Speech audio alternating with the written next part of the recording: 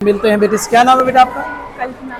कल्पना। पापा का नाम? सावरमल पारिक। सावरमल जी पारिक। कहाँ से बिलोंग करती हो? बंगोली। बंगोली से। कितने % नंबर बने हैं? 98.60। तो इस समय आप मिल रहे हैं कल्पना से। श्रीमान सावर जी पारिक की सुपुत्री हैं, बंगोली से बिलोंग करती हैं। मैं आपको बता दूं 98.60 के साथ स्टेट मेरिट है, पाँचवीं स्टेट मेरिट इस गुड़िया ने प्राप्त की है। नंबर आप देख रहे होंगे, हिंदी में 97 है, इंग्लिश में 96 है, पॉलिटिकल साइंस में 100 है, जियोग्राफी में 100 है और इंग्लिश लिटरेचर में भी 100 मार्क्स। बहुत ही शानदार नंबर प्राप्त किए बेटा आपने। इतने शानदार अंक आपके आए हैं, इसमें सबसे बड़ा योगदान स्कूल स्टाफ और मेरे मम्मी पापा।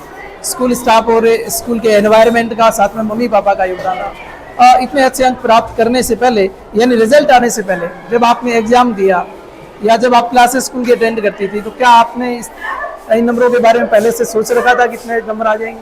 95 प्लस तो मैंने सोच रखा था कि 95 प्लस तो आ जाएंगे। आपने ऐसा कौन सा तरीका अपनाया या कितना टाइम दिया पढ़ाई को कि आप स्टेट मेरिट में 5वां नंबर आपने प्राप्त किया? कंटिन्यूटी थी, पढ़ाई का समय जो निर्धारित था वो रेगुलर था। पढ़ाई को मैंने कभी पीछे नहीं रखा। कितना टाइम दिया आपने? 3-4 घंटे डेली।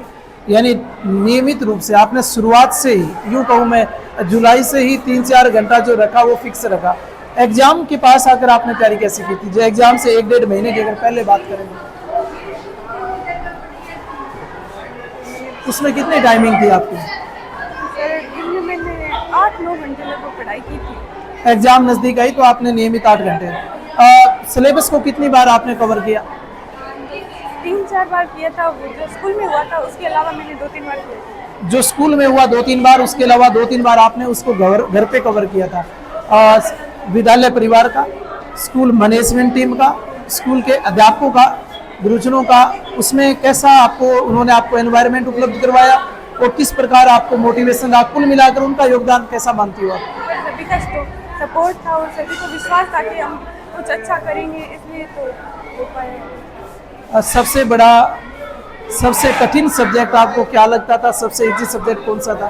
सबसे इजी तो मुझे ज्योग्राफी लगती थी और सबसे टफ इंग्लिश लिटरेचर। आपको जो सबसे टफ सब्जेक्ट लगता था, उस टफ सब्जेक्ट में मैं देख पा रहा हूँ इंग्लिश लिटरेचर में आपके 100 नंबर है, और ज्योग्राफी खैर जो आपको इजी लगता था, इसमें आपने 100 प्राप्त किए हैं। तो उसके लिए आपने कौन सा तरीका अपनाया?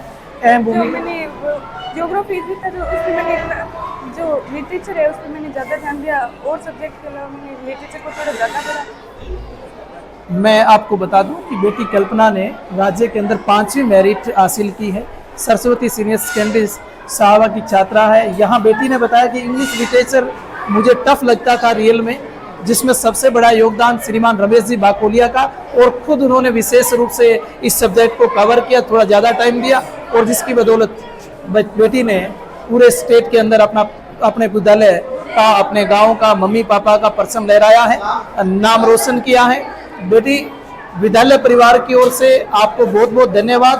और मैं चाहूँगा कि आप आने वाले जो बच्चे हैं उनको क्या मैसेज देना चाहेंगी, जो 12वीं क्लास में हुए हैं, 10th क्लास में हुए हैं, किस प्रकार से वो अध्ययन करें? मोबाइल टीवी कितना देखें या नहीं देखें, उसके पर मैं तो ये कहूँगी कि नियमित पढ़ाई करें, पढ़ाई पर कोई डिस्टर्बेंस नहीं होना चाहिए। फ़ोन, मोबाइल ऐसा कुछ नहीं। मोबाइल वगैरह आपने यूज़ में लिया था क्या कभी?